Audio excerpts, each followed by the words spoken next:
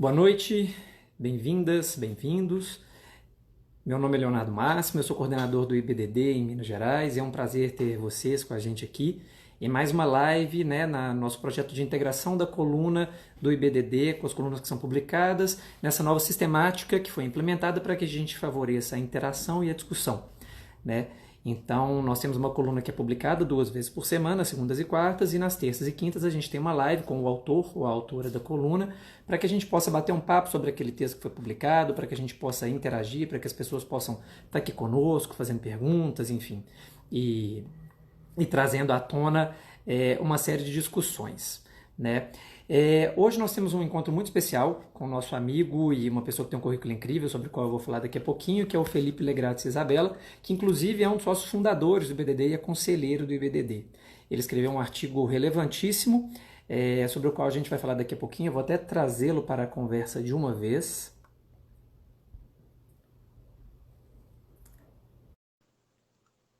Vamos esperar ele conectar aqui.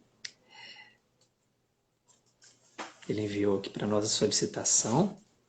E enquanto isso, pessoal, eu quero falar de um assunto super importante. Opa, vamos só dar boa noite e boas-vindas ao nosso amigo querido, Felipe Legratis Isabella. Boa noite, meu amigo, tudo bom? Boa noite, Léo, tudo bem? Tu tá ouvindo bem? Prazer aí estar contigo e com o pessoal do IBDD. Grande prazer nosso. Estou te vendo super bem, estou te ouvindo super bem. E estava aqui justamente falando para o pessoal do nosso projeto, em que as colunas se transformam também em lives, para a gente bater esse papo com o autor, com a autora, e, enfim, conseguir trazer visões e talvez um aprofundamento de discussões e até um espaço para perguntas do pessoal que quiser fazer perguntas via o Instagram, aqui via as lives. Estou vendo aqui nosso presidente, Leonardo Andreotti, Júlia Gelli, Caio Medawar, enfim, pessoas importantíssimas da nossa comunidade. Obrigado, Felipe, por estar aqui conosco. Você escreveu um artigo interessantíssimo sobre um tema candente, que está super discutido no momento, e já a gente vai falar dele, mas eu queria só comentar um assunto muito importante aqui para nós, que é o projeto IBDD Solidário, antes da gente entrar no nosso artigo. Tá? Então, o IBDD está com esse projeto, que é um projeto, obviamente, de devolver para a comunidade um pouco do que a gente pode, trazer essa integração entre o IBDD e um senso de responsabilidade social. Então, basicamente, nesse momento, o projeto IBDD Solidário, ele vai fazer o sorteio de 20 edições, de um kit contendo 20 edições da Revista Brasileira de Direito Esportivo, que é, sem dúvida, a melhor revista de direito esportivo do Brasil. Na verdade, cada edição dela é um verdadeiro livro, para o qual, felizmente, nós já contribuímos muitas vezes. E para participar do sorteio, você tem de fazer uma doação de, no mínimo, R$ 44 para esse projeto, na plataforma abacaxi.com, abacaxi com SH, tá? Então não é com X, abacaxi com SH, e convidar um amigo no Instagram do IBDD para fazer essa doação também. E aí, quando a pessoa cumprir esses 2 passos, ela já vai estar concorrendo, então, ao sorteio desse kit contendo 20 edições da revista. Pessoal, vamos lá, vamos participar. É um momento delicado na história do país, na história da humanidade. A gente que puder fazer isso, vamos contribuir. Isso aí vai gerar doação de cestas básicas para pessoas que precisam. Então, antes mesmo da gente entrar no nosso assunto, Felipe, eu tomei a liberdade de fazer esse lembrete aqui, porque eu creio que é muito importante que nós nos mexamos e nós construamos em conjunto, além do direito esportivo em si, esse senso de responsabilidade social que deve estar aqui conosco, com todos nós. Ok? Então vamos seguir. Beleza, vamos embora. Vamos embora. Bom, o Felipe, gente, como eu falei antes, é uma das pessoas mais relevantes do direito esportivo no Brasil. É uma honra poder estar aqui batendo esse papo com ele. Tá? É uma pessoa que se formou, fez mestrado, doutorado na Faculdade de Direito da USP. Tem uma tese de doutorado que eu já li várias vezes sobre os agentes esportivos. Foi um trabalho interessantíssimo e, enfim, inclusive, na minha atuação profissional, já usei a sua tese como objeto de estudo várias vezes, Felipe. E, realmente, esse artigo dessa semana é um artigo que tem tudo a ver com algo que a gente está vivendo de maneira muito notada, muito candente nesse momento, que foi a medida provisória 984 de 2020. Então, o artigo do Felipe são breves considerações sobre a medida provisória 984 de 2020, e a gente vai bater um papo sobre isso.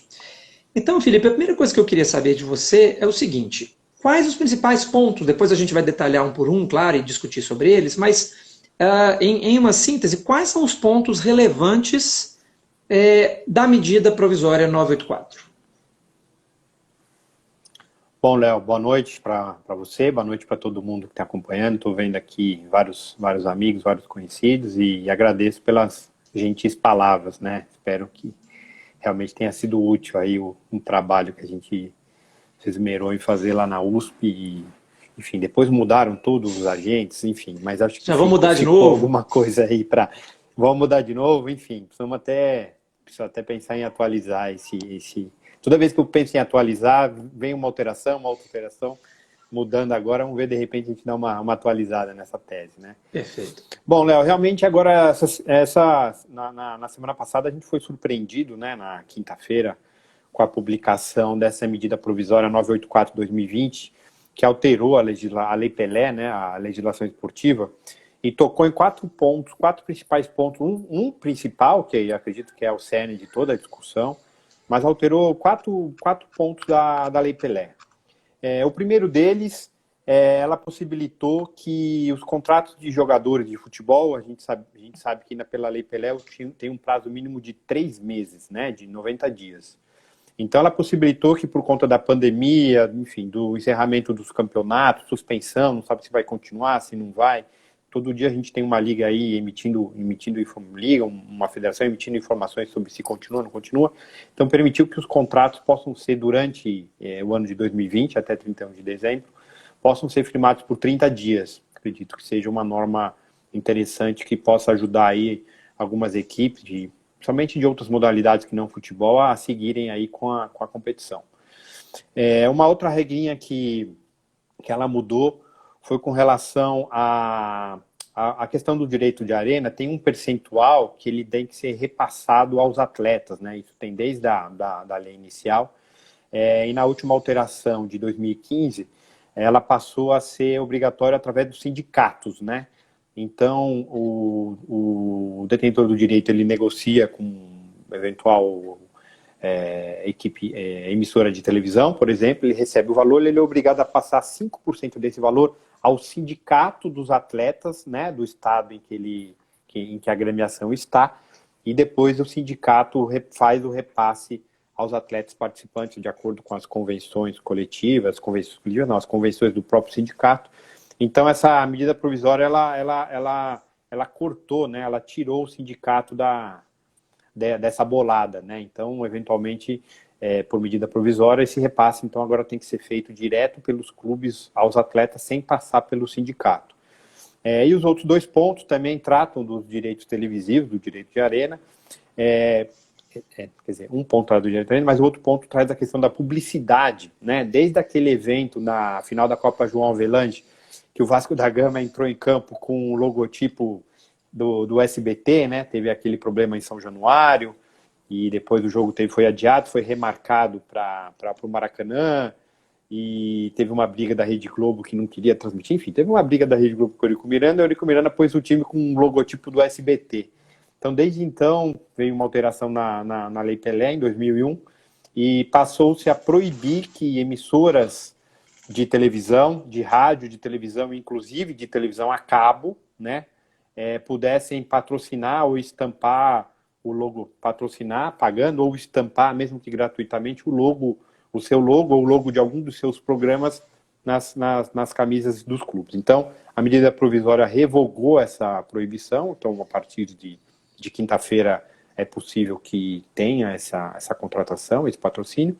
E o principal, que é o ponto que tem gerado maior discussão, é com relação ao direito de arena. O direito de arena, historicamente, desde a lei de 73, que é a lei de direitos autorais, que regulamentou esse direito pela primeira vez, estipulou que pertence aos clubes, né, o direito de negociar a transmissão do espetáculo esportivo. Então, sempre vão ter um clube jogando contra outro clube, né, no caso específico do futebol, uma partida com 2 equipes. Então, pertence a essas 2 equipes negociar a transmissão desses direitos.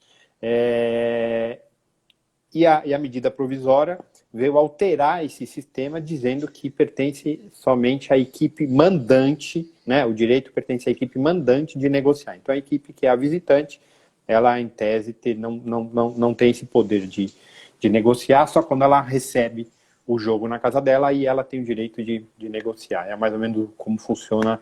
A gente tem um conhecimento do sistema português, ouvi dizer também que no México é esse sistema, não conheço, mas sei que funciona dessa forma em Portugal. Então, foi a grande surpresa na quinta-feira, todo mundo acordou e foi ler o Diário Oficial, quem recebeu nos milhares de grupos de WhatsApp, né, que a gente participa, recebeu a notícia com surpresa dessas 4 alterações. Perfeito. Ou seja, são alterações significativas, né? E nós vamos realmente percorrer aí e falar, eu creio, especialmente desse último tópico, a questão do direito do mandante, nós vamos falar um pouco mais detidamente sobre ele e acho que a gente vai ter tempo de pincelar os outros. Antes de eu prosseguir, quero só mandar um abraço aqui para uma série de amigos e amigas do IBDD que estão conosco, Rafael Bozano, Isabela Gobetti, o querido Gustavo Delbin, Mari Chanelete, o pessoal que está trabalhando aqui na questão da coluna, e o nosso eterno presidente Gustavo Delbin pediu para eu lembrar que essa é a última semana da questão da arrecadação do IBDD Solidário, sabe? Até o dia 30 de junho, e que o valor, esse valor de R$44, ele é o valor referente à doação de uma cesta básica. Então, pessoal, só dando uma reforçada, porque só tem mais essa semana para doar. Mas vamos lá, Felipe.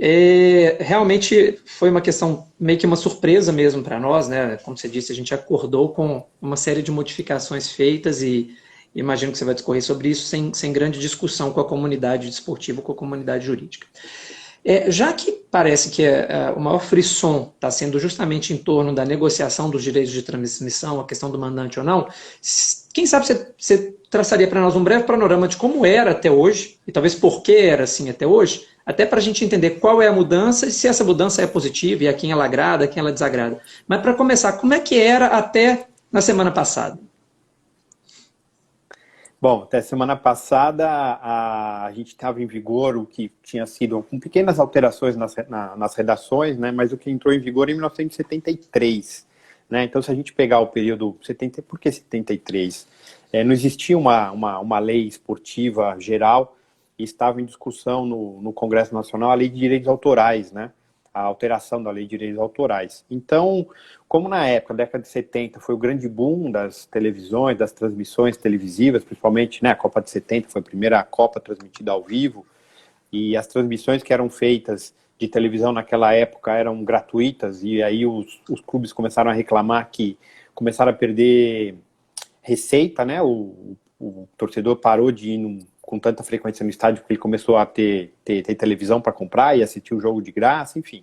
Então precisou de uma regulamentação, e aí os autores da lei falaram, bom, já que tem a Lei de Direitos Autorais, né, até o próprio professor Antônio Chaves, que foi um dos coautores da lei, falava, bom, como atleta, é um artista, de alguma forma, o Garrincha, né, sempre fazendo essas comparações, vamos colocar aqui na Lei de Direitos Autorais alguma regulamentação sobre o direito de arena.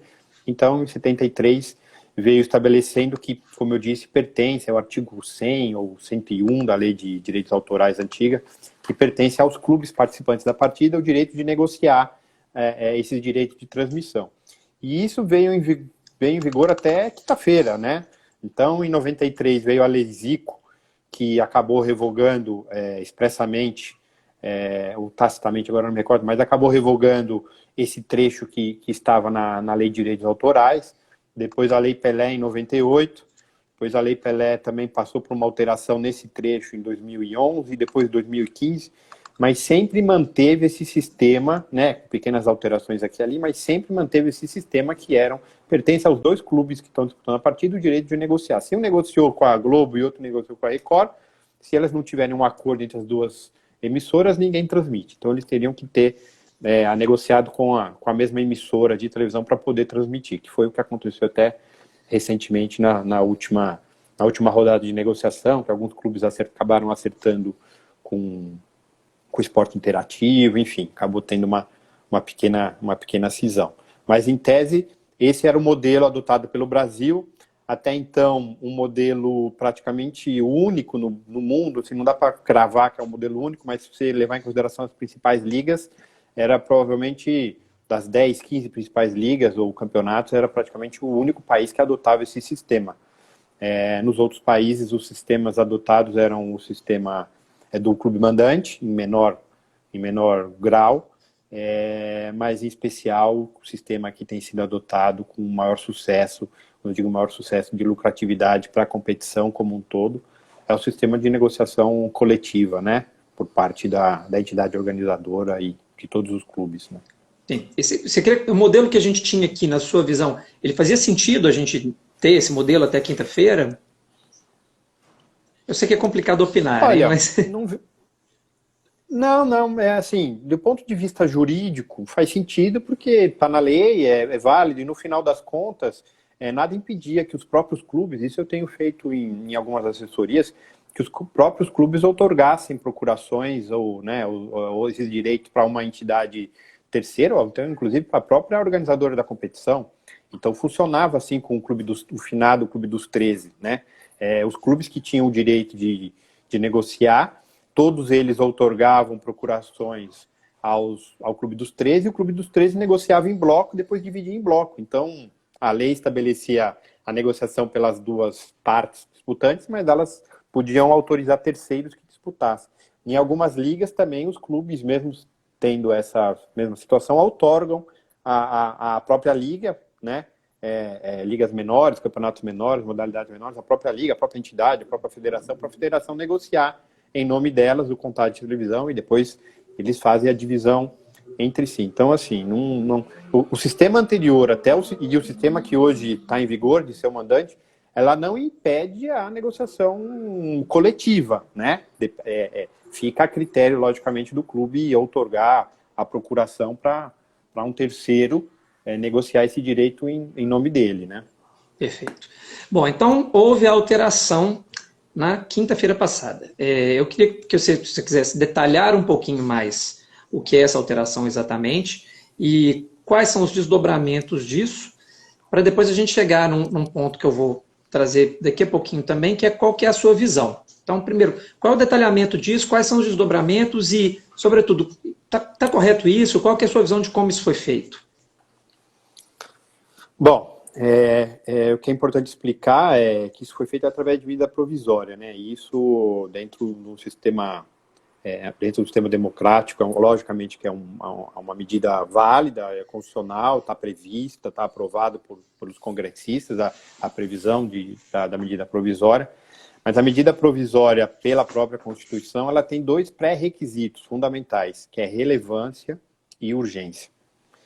E aí que eu acho que, minha opinião, e foi o que eu acabei expondo na pequena coluna publicada aí pelo IBDD, de que, por exemplo, esse tema específico dos direitos de transmissão, vamos ficar só nesse item, eu não tenho dúvida de que ele é relevante.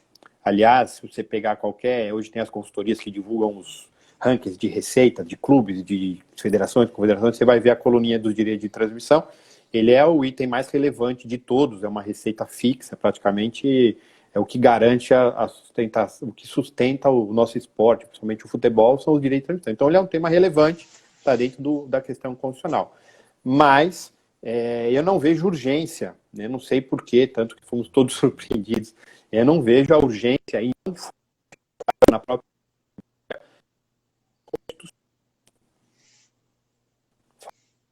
urgência.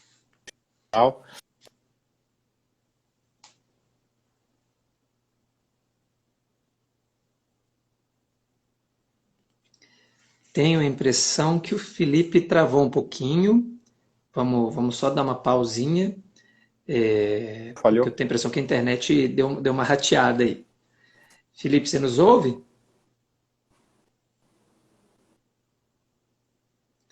Pessoal de casa, se quiser me dar um toquezinho aqui, se é a minha conexão ou a conexão do nosso convidado.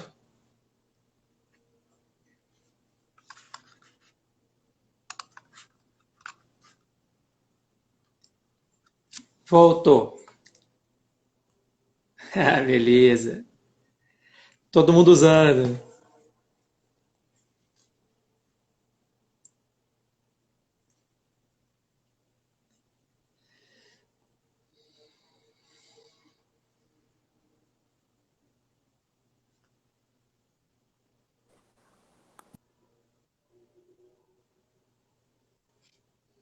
Voltou. Peraí que eu usei o backup aqui do Internet Backup. essa hora é a hora que cai, né? Todo mundo liga, né? Então, eu estava falando, eu vejo a relevância, mas eu não vejo a urgência constitucional. A justificativa que constou na medida provisória foi uma justificativa de pandemia e a situação, né, Felipe, o caos me que nós desculpa te todos estamos interromper. O vivendo. pessoal está dando um recado Mas aqui que você eu está não sem áudio. vejo Será que seu fone a desconectou urgência em aí? disciplinar exatamente agora, através de medida provisória, uma questão relacionada a Eu estou quem te ouvindo, eu estou ouvindo deve vários recados negociar do os pessoal de direitos. casa que você está Até sem áudio. porque, Pessoal, se dá um você oi aí pra pensar gente. nos Pronto. principais Diz a Júlia campeonatos Gelli que que nós nós estão em estamos plenos vigor, agora. Me né, desculpa te interromper. estão em vigor, estão em andamento, ou na verdade, desculpa, os campeonatos não estão em andamento, mas os contratos dos campeonatos Faz que parte têm do para jogo. serem disputados estão...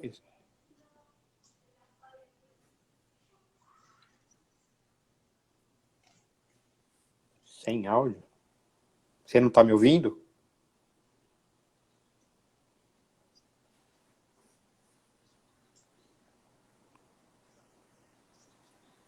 É, não, imagina, acho que temos que adaptar com essas questões técnicas.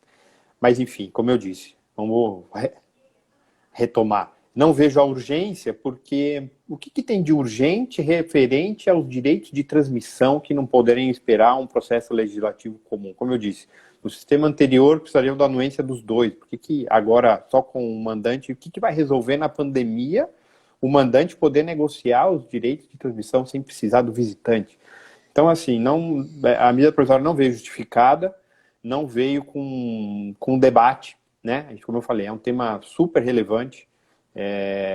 Isso tem sido discutido em vários países a todo momento. Eu acredito que isso está em trâmite. A gente tem centenas de projetos de lei em trâmite relacionado ao esporte no Congresso Nacional, e esse tema, logicamente, é um tema sensível e devem estar, assim, não em todos os projetos em trâmite, mas nos principais, ou na sua grande maioria, e não vejo por que, de uma hora para outra, através de uma medida provisória, se fazer a alteração no sistema. Não sou contra alterações, muito pelo contrário. Ainda mais nesse ponto, nesse sistema de transmissões, OTT e novas mídias. Eu acho que isso muda a cada semana, né? A cada mês, a cada semana, a cada ano, a gente tem novas tecnologias, Por novas favor. ferramentas e novas formas de explorar esses direitos. Então, a gente tem que estar atualizado e tem que ir atrás do que é de novo e, de repente, colocar na lei ou através de outros instrumentos aditivos, mas nunca eu acho que através da medida provisória. Então, até defendo ela como faltar um dos pré-requisitos constitucionais e até de inconstitucionalidade.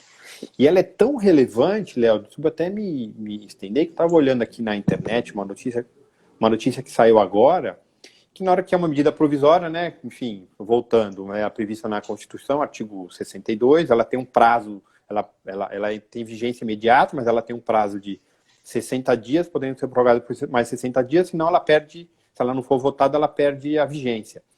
E no prazo dela de 48 horas para se apresentar emendas, foram apresentadas 91 emendas. Tudo que é relacionado ao esporte chama muita atenção. 91 emendas numa medida provisória de 4 artigos. Então apareceu maluco o congressista apresentando emendas de tudo quanto é tipo, tudo quanto é jeito para voltar ao sistema atual, para mudar, para se criar uma liga, enfim, para se criar o clube empresa, tirar o clube empresa, apareceu de tudo, né? Então, para você ver como o debate aconteceu o inverso. O debate, um tema super sensível como esse, tem que ser feito o debate tem que ser prévio, né? A gente debate, a gente estuda os modelos, vamos pegar os modelos americanos, os europeus, Portugal, que tem sistema de mandante, vamos ver o que eles estão falando. Eu estou até com um estudo aqui recente, e vamos ver se é isso mesmo que nós queremos, vamos discutir com os clubes, com todos os stakeholders, né? A palavrinha da moda, as emissoras, os jogadores, as federações, os dirigentes, é isso mesmo? Vamos fazer a mudança. Agora, via canetada numa medida provisória, sinceramente, acho que foi uma bola fora.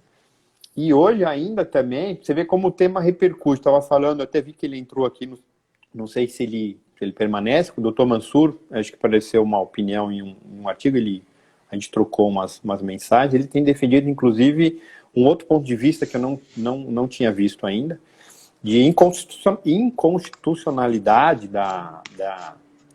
dessa previsão de ser a verba, os direitos só para o mandante, no sentido do visitante ficar tolhido da forma como ele vai aparecer a imagem dele, né? O clube, a imagem dele. Ele deu um exemplo, a gente conversando, ele deu um exemplo, ele usou um exemplo, imagine um time, o exemplo que ele me deu, um time evangélico, né? E tem times de orientações, dependendo da modalidade, um time evangélico vai visitar um time que tem um sistema de transmissão com um canal, ou com uma rede, ou com uma OTT, numa plataforma que não é alinhada ao que eles pregam. Pô, eles vão deixar ser transmitido? E aí eu fui conversando, passando os exemplos, né? E a gente vai pensando nos exemplos mais bizarros possível para tentar, no sentido de colocar a norma à prova, né? Você coloca a norma jurídica, você vai fazer um texto de lei, você põe a norma jurídica e você fica tentando criar os exemplos mais bizarros para espancar, para ver se aquilo se sustenta.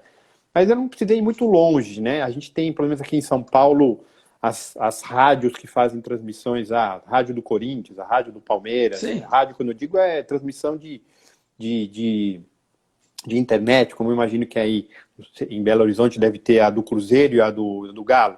Então imagine, e essas rádios, por exemplo, a rádio que eu conheço aqui do Corinthians, o pessoal faz a transmissão, eles nem citam o nome do adversário. Então vai jogar um Corinthians e Palmeiras, só fala o nome dos jogadores do Corinthians, assim, não é nada ofensivo, né? Não vamos entrar na linha de ofensivo, mas ele nem cita, ele diminui, esse timinho, imagina então um mandante podendo numa final, né, num jogo mata-mata, uma final, ser a transmissão única exclusiva, a transmissão exclusiva dessa partida só sobre esse enfoque do mandante, né?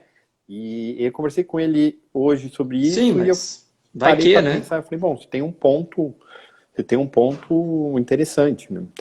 Até você pode pensar e a gente já teve um clube, acho que foi na Alemanha, as coisas maluquíssimas, né? E o pessoal vai dar risada aqui, mas a gente tem que espancar, a gente tem que forçar. Imagine um PornTube da vida comprar os direitos de transmissão de um jogo e o visitante ter que assistir numa rede dessa, né? Estou forçando a barra, mas é o que diz.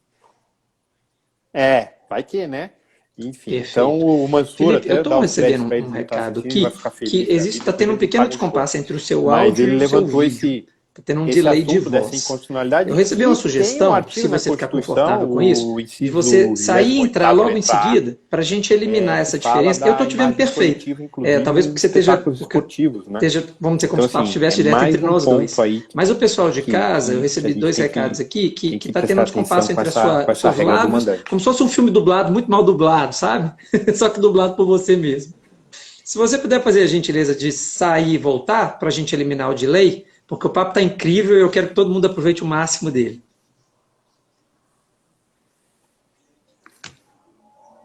Aí você já manda a solicitação de novo, por favor.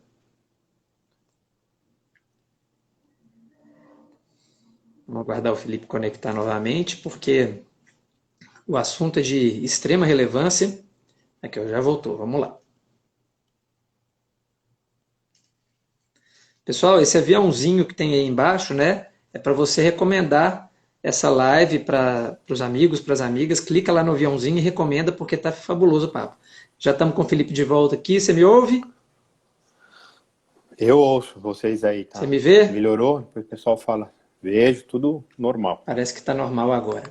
Felipe, e você veio dar o exemplo sobre questões, né, de outros países e tal. Como é que você veria essa questão em termos mundiais? Como é que a gente, até em termos de direito comparado, pensaria nessas experiências? Enfim, como é que isso acontece em outros lugares do mundo?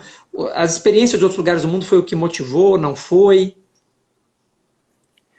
A gente não conseguiu buscar se o que motivou foram as experiências dos outros lugares do mundo, se foi algum pedido especial, foi atender algum pedido político, enfim. Mas a gente foi atrás, foi dar uma pesquisada. E eu localizei um documento público, qualquer um pode acessar, mas muito, muito interessante mesmo, que é da Autoridade da Concorrência, chama Autoridade da Concorrência de Portugal, é o CADE de Portugal, que fez uma recomendação no ano passado, em janeiro de 2009, analisando essa questão dos mandantes, dos direitos de transmissão, como é em Portugal, exclusivo dos mandantes. e dos problemas, e analisando todos os dados, e no final ele conclui, começando pela conclusão, eles não têm lá em Portugal, essa autoridade da concorrência, eles não têm o poder, é um pouco diferente do CAD aqui, que na hora que ele dá uma decisão tem que se alterar todo o sistema da concorrência, o sistema que tiver com o mercado que tiver como que se fala? Fugiu a palavra, mas que tiver todo exclusivo para uma determinada empresa. Tá, mas uma espécie de monopólio mesmo. Isso, uma espécie de monopólio, desculpa, fugiu a palavra. E a recomendação tem 18 páginas, é muito legal e muito fácil, porque está em português, então a gente não precisa fazer grandes esforços de interpretação, né? Então fala assim, nesse contexto, a autoridade de concorrência recomenda uma intervenção legislativa no sistema de transmissões em Portugal. Ou seja, lá em Portugal, eles chegaram na conclusão, eles foram analisar todas as ligas europeias, as principais ligas, do Portugal é o 7º mercado de direito de transmissão na Europa, e só Portugal tem esse sistema de venda só para mandantes. E ele foi ficando para trás, inclusive ficou para trás da Liga Turca em questões de valores. E um dos pontos que chamou muita atenção da autoridade da concorrência lá de Portugal primeiro, que os contratos que foram firmados por um tempo muito longo. Então foram feitos em 2016 e 2017 por 10 anos. Então os contratos estão em vigor por até 2026, 27, 28, alguns clubes. E lá você tem três grandes clubes, né? Lógico, é um mercado totalmente diferente do nosso, mas você tem 3 grandes clubes que praticamente monopolizam o ganho, né? O Sporting e o Benfica em Lisboa e o Porto, com uma média aí de 30 milhões de euros para cada um. E o quarto colocado, o próximo da lista ali, o Braga e o Vitória de Guimarães entram na faixa de 9, 10 milhões de euros. Então você já tem uma discrepância muito grande. Então a autoridade da concorrência ela vai buscando isso, todos os elementos e o que acontece nos outros países, e ela chega que em Portugal essa distribuição, a distribuição, a legislação, do jeito que ela é feita, com a venda só para o mandante, a distribuição da forma que ela tem sido feita, ela acaba depondo contra o próprio torneio. Então você tem 3 clubes que ganham fortunas, o que acaba sendo um pouco óbvio, acaba ganhando fortuna, então acaba gerando um desequilíbrio financeiro gigantesco e a competição acaba ficando chata. A competição ficando chata no sentido de previsibilidade, né? Você não tem o famoso princípio da incerteza do resultado, você sabe que um desses 3 vai ganhar o campeonato, dificilmente foge disso pelos valores até que eles recebem de direitos. Então isso acaba fazendo com que o campeonato vá perdendo atrativo e vai achatando, vai diminuindo, ou seja, todos perdem. Enquanto que estudos que eles trazem aqui, uma série de elementos, mostram que a negociação coletiva faz com que, se você somar a negociação dos 18 clubes da Série A italiana e somar quanto que cada um recebeu e chegar no valor total, se você fizer a negociação coletiva, esse bolo vai ser maior. Você vai conseguir negociar valores maiores, obviamente que você vai ter uma distribuição mais igualitária, os 3 clubes vão perder um pouquinho de receita, mas depois eles vão ter ganhos em competitividade, em atratividade do torneio, em poder vender esses direitos para outros países, porque eles vão ter atrativos de querer assistir mais o Campeonato Português, porque todo jogo, toda rodada vai valer um pouco mais. Então, assim, num curtíssimo prazo, eles perderiam, médio e longo prazo, a liga se fortalece em todos os clubes, inclusive os que receberiam os maiores valores, né? Então, é interessante essa análise, é um estudo bem detalhado, quem quiser procurar a autoridade da concorrência, recomendação relativa às alterações na comercialização dos direitos de transmissão televisiva e multimídia da primeira e segunda liga de futebol de Portugal. Ó. É um estudo excelente, muito legal mesmo, que eu fui procurar algum material para dividir com vocês aqui, até sobre o tema. E lá, obviamente, que tem umas questões específicas, porque também eles tinham 2 televisões muito fortes, que é a NOS e a Mel.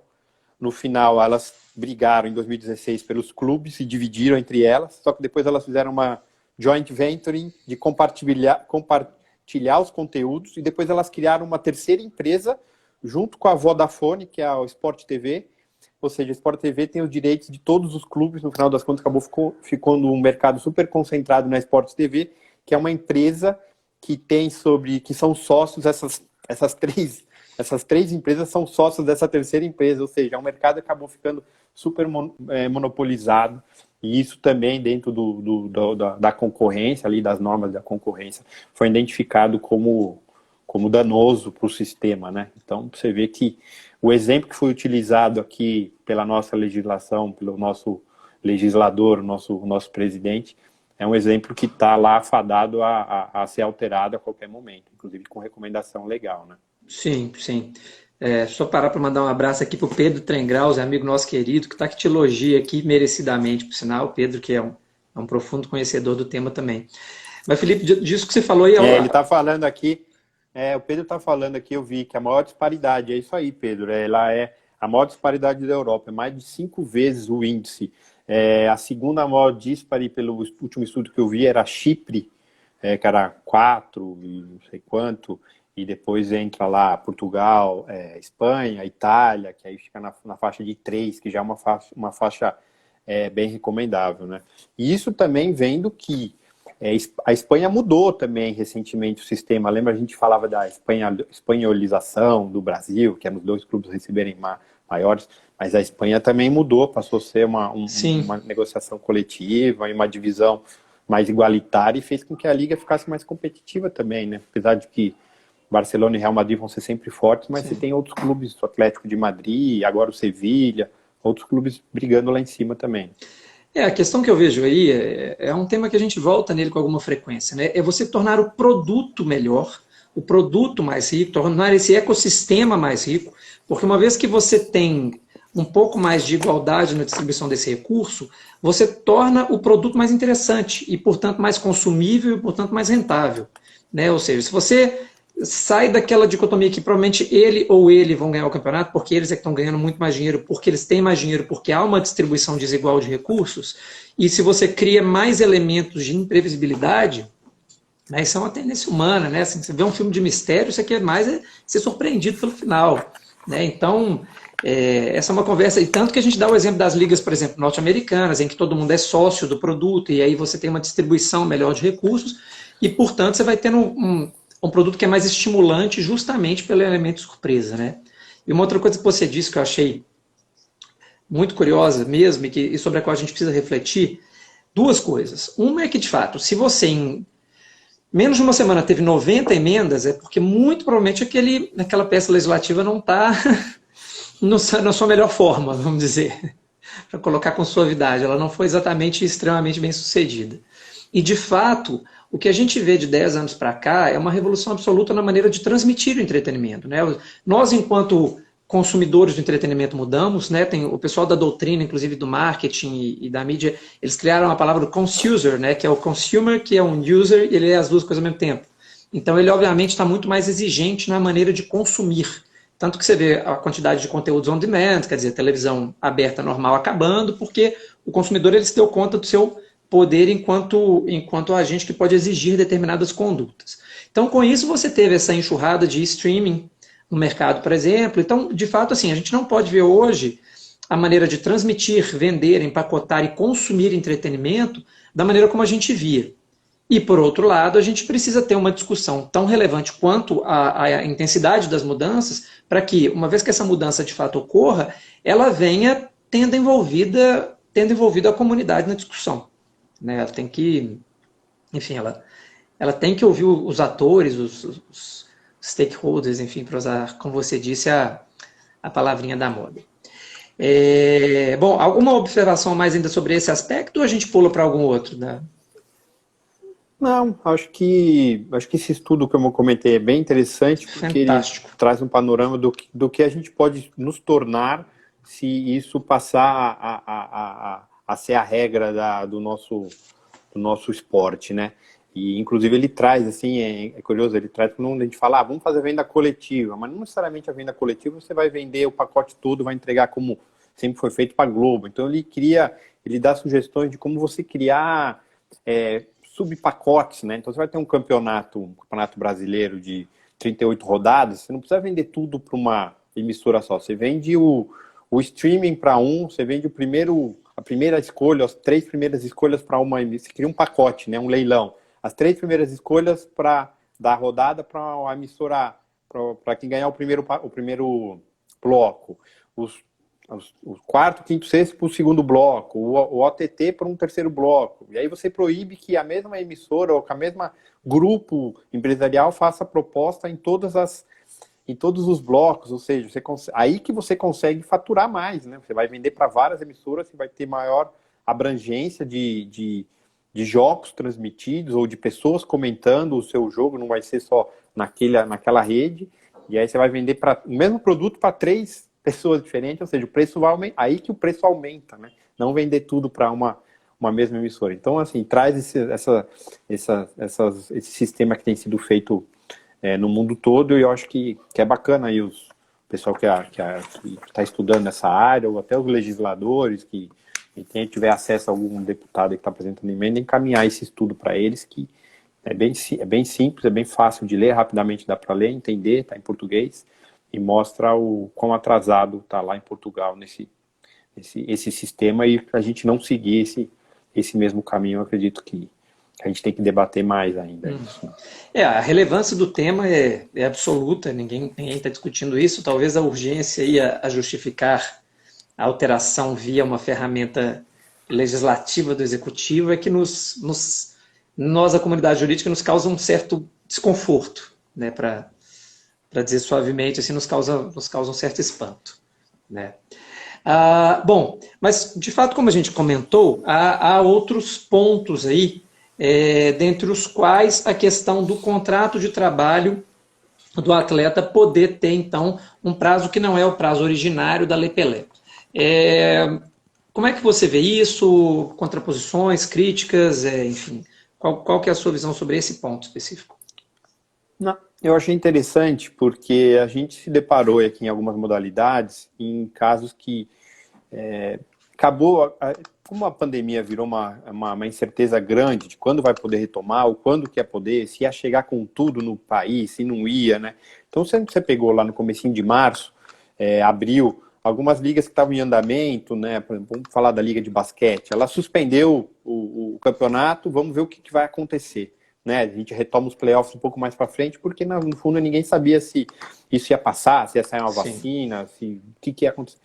Só que aí aconteceu o seguinte, que muitos clubes, como não tem, a gente dificilmente, por exemplo, no basquete você tem uma transferência, um pagamento de cláusula penal, então os contratos são feitos ano a ano.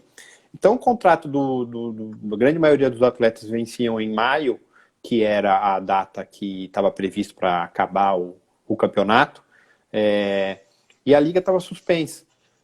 Não sabia se ia retomar em junho, em julho, de repente fazer um esforço para agosto, se faz como a NBA. Eu sei que foram pensadas todas as hipóteses. Faz como a NBA, vai para uma cidade só e faz os playoffs, tudo numa mesma cidade. Foram pensados ali, o pessoal fez um trabalho bacana de ter um grupo de estar sempre analisando, reuniões semanais, para analisar a questão do Covid, dos contratos, mas aí chegou uma hora e falou assim, bom, os contratos vão vencer. O que a gente vai fazer? Deixa vencer, depois a gente contrata só por um mês, mas o contrato mínimo é de 3 meses. Mas não, você pode fazer a prorrogação, a prorrogação do mesmo contrato não precisa ter os 90 dias. Você pode falar, mas eu vou prorrogar por tempo indeterminado, já não tenho dinheiro, né? Eu vou ficar pagando o salário do atleta do contrato que já venceu sem saber se eu vou ter jogo? Bom, então, deixa vencer o contrato, a gente mantém, mas se daqui 1 mês, 2 meses voltar, a gente faz um contrato emergencial de 30 dias. Mas a lei não permite, tem que ser no mínimo 90. Então, começaram a chegar algumas indagações para os advogados, eu acabo advogando para algumas equipes, eu sei que na própria liga chegou a receber esse tipo de consulta. Mas como é que eu faço? A lei não permite. E também no campeonatos regionais também começaram os contratos. O mesmo problema, venciam em maio, né? Times que só têm o primeiro semestre de competição, né? Ou o primeiro quadrimestre de competição, então fazem contratos com principais atletas só de 4 meses, 5 meses, e depois no segundo semestre joga com o time juvenil ou com uma outra equipe. Então começaram a também ter essas dificuldades, essas consultas chegaram e foi questão prática mesmo, né? Como fazer. Então, até acho que essa questão até poderia ter vindo antes, né, de possibilitar o contrato de 30 dias por um período, né, só durante esse período de pandemia. Então, acho que foi válida assim. Não sei se alguém vai efetivamente utilizar, porque no final das contas os efeitos da pandemia chegaram num estágio que a gente não sabe se com 30 dias Sim. as competições que estão paralisadas vão acabar, e se as que nem começaram, como o futsal, que ainda nem começou, porque ia começar no final de março e a gente conseguiu suspender antes de começar, se na hora que for disputar vai ser necessário. Mas eu acredito que essa sim seja uma medida que entra dentro da relevância e urgência, no sentido de tentar dar uma solução, um remédio jurídico urgente para uma situação totalmente excepcional, né? Sim, sim.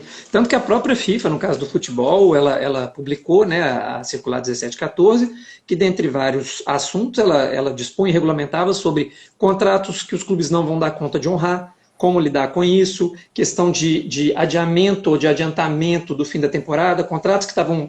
Porque agora na Europa, obviamente, é a virada de estação, seria normalmente, né? O término de uma temporada e daqui a pouco o início de outra. Quer dizer, a FIFA se deu o trabalho de expedir recomendações, não são compulsórias, mas de toda forma, justamente visando essas questões. Quer dizer, tem contratos que estão terminando, e aí, tá, mas aí se você pensar na realidade de clubes de Série C, Série D, eles podem estender esses contratos, eles têm dinheiro para pagar esses salários a mais ou a menos, né? Então, lembrando sempre que na questão do futebol, de todos os esportes, a gente tende a olhar para o topo do topo da pirâmide, né? Para aquele 1, 2% dos clubes que são ricos, que estão numa Série A e que, enfim, e que de fato teriam um pouco mais de recurso.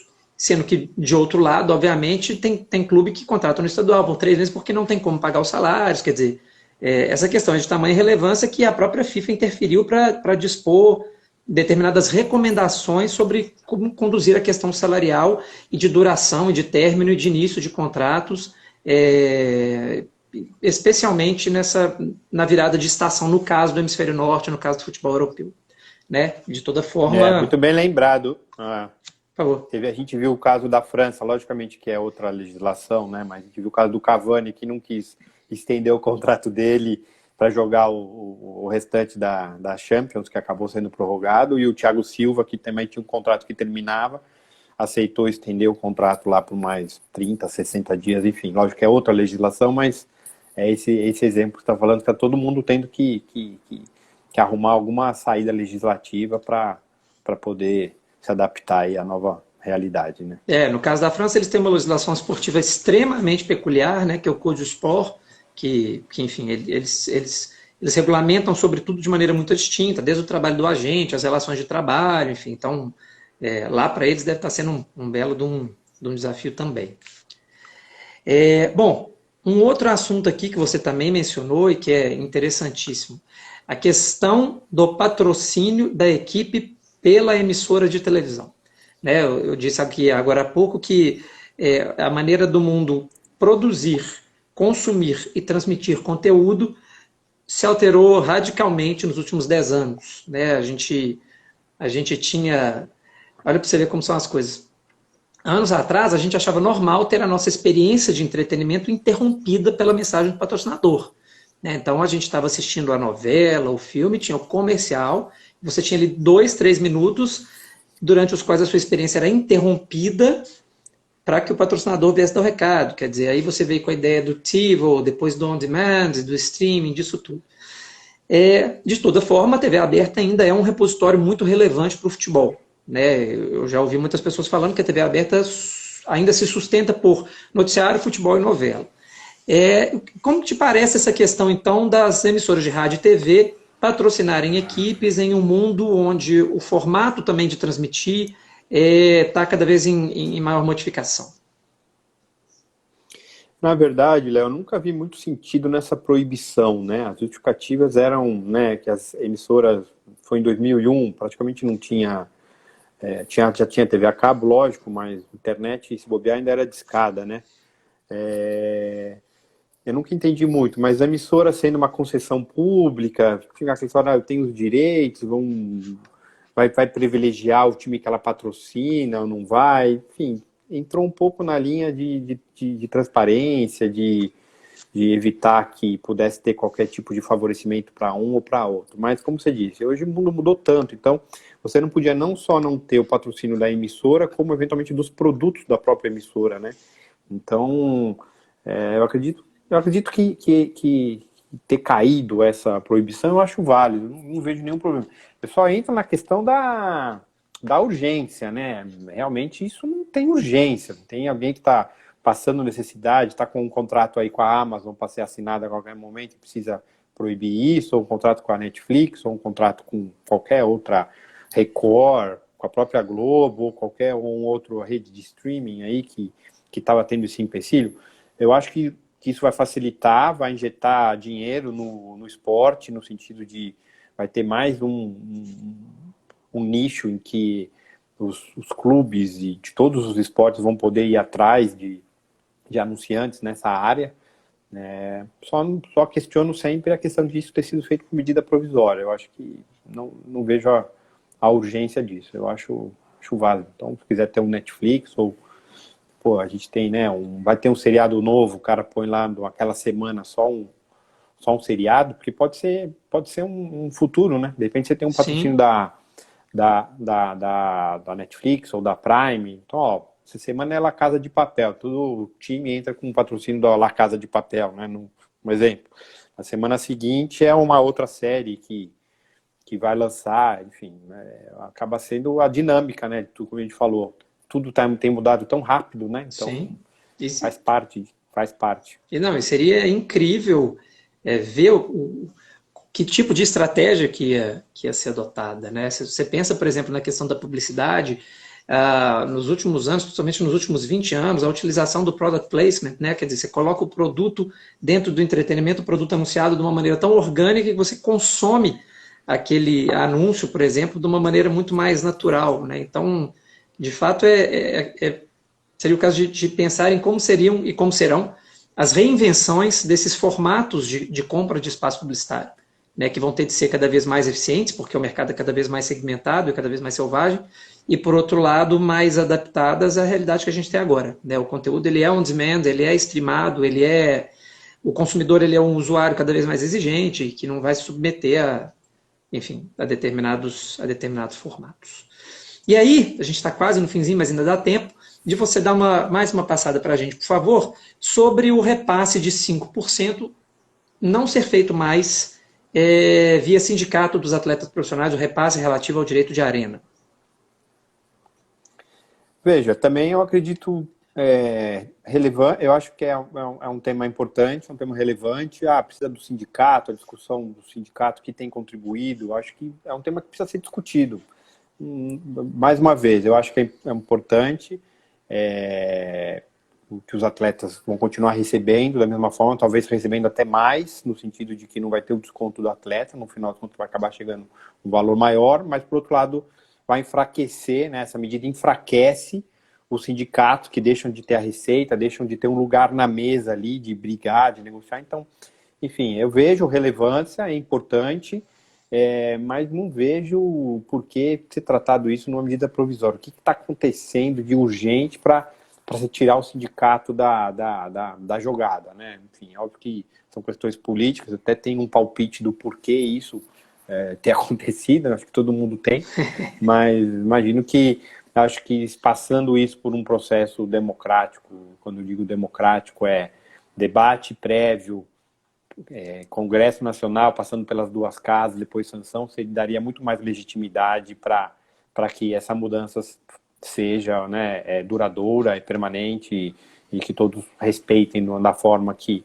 deveria ser feito, né? Então, assim, de urgente mesmo, nessa medida provisória, eu vejo só a questão do contrato por 30 dias, que é o que tem no caput ali da medida provisória, que é a justificativa. O resto é interesse encomendado ali de algum ou outro setor e fez o inverso. Na verdade, a medida provisória tem funcionado, em vez de você ter o debate prévio, você começa a ter o debate posterior, né? Então, como eu falei, apresentaram 91 emendas de tudo quanto é tipo, então os congressistas esse tema vai passar sendo o tema efervescente, né? No meio de uma pandemia, a gente vai estar discutindo coisas que já estão em projetos de lei que poderiam estar sendo discutidos com calma e e sem a pressa, porque eu acho que não tem pressa para discutir isso. Né? Perfeito, perfeito. Bom, a minha opinião meio que casa com a sua, obviamente esse é um assunto extremamente polêmico e que bom que a gente tem esse espaço aqui para debater. Felipe, a gente chegando aqui nos 46 do segundo tempo já, considerações finais, enfim. Não, Léo, agradecer aí o convite de vocês, seu, do IBDD, mais uma vez interagir contigo é bacana, tivemos juntos já em congressos e Sim. acho que fui bem, o pessoal do IBDD aí fico orgulhoso, né, depois de 19 anos, ver que tem uma turma nova que, não digo novo, não de idade, mas pessoas que abraçaram o Instituto e têm tocado, fazendo as inovações que a minha geração que começou, a minha geração não, mas a nossa turma que começou lá atrás, né, começou e não morreu, prosseguiu, então dá um orgulho danado de ver aí o trabalho de vocês estão todos de parabéns e continuem aí com o trabalho do IBDD aí, o trabalho social, o trabalho das lives, as colunas e o que precisar, pode contar com a gente. Perfeito, Felipe. Muito obrigado pela participação, brilhante como sempre, é até desnecessário dizer, né? Nunca te vi fazer uma participação que fosse algo menos que brilhante, um excelente artigo cuja leitura a gente recomenda muito. E pessoal, olha, lembrando sempre, se você quiser participar, contribuir com a coluna, basta se tornar membro ou membro afiliado ao IBDD para publicar a coluna, poder fazer a live aqui com a gente. O IBDD tem justamente essa função de ser um espaço de crescimento coletivo, de estudo, de construção do conhecimento sobre o direito esportivo. Uma matéria que, como o Felipe acabou de expor aqui para a gente na conversa de hoje, é extremamente candente, está em mudança constante. Né, ele é um excelente reflexo da sociedade em si, do fenômeno do esporte, quer dizer, toda a dinamicidade que você vê aplicada a todas as mudanças que acontecem da sociedade, elas se refletem muito no esporte e, portanto, na regulação do esporte também. Né? Então, continuem, por favor, lendo a coluna do IBDD. Quem quiser contribuir, tornar-se membro ou membra, tem uma série de vantagens. Tá? Quero agradecer a todo mundo que esteve aqui com a gente. Lembrar mais uma vez do projeto IBDD Solidário, última semana para colaborar. Doação mínima de R$44, que é o custo de uma cesta básica, tem tanta gente que está precisando. Então vamos dar uma arrancada agora nessa reta final. E mais uma vez, agradecer a atenção de todo mundo, lembrar que na quinta-feira tem mais uma live. Parece-me que na quinta-feira, excepcionalmente, a live vai ser às 17 horas. A gente vai confirmar essa afirmação. Alguém tinha me passado essa informação aqui, eu gostaria de ter uma confirmação dela. Mas certamente essa informação vai estar disponível também no perfil do IBDD. Ok? Pessoal, obrigado pelo carinho, obrigado pela audiência. Nos vemos na quinta-feira, depois de amanhã. Um grande abraço para todo mundo que está em casa. Obrigado, Felipe. Boa noite.